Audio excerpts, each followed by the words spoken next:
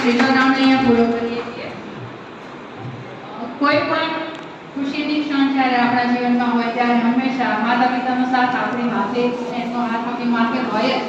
એ માં કે પિતા સદૈવ હાજર હોય કે ન હોય એમ છતાં એમના આશીર્વાદ આપણા માથે હોય જ છે.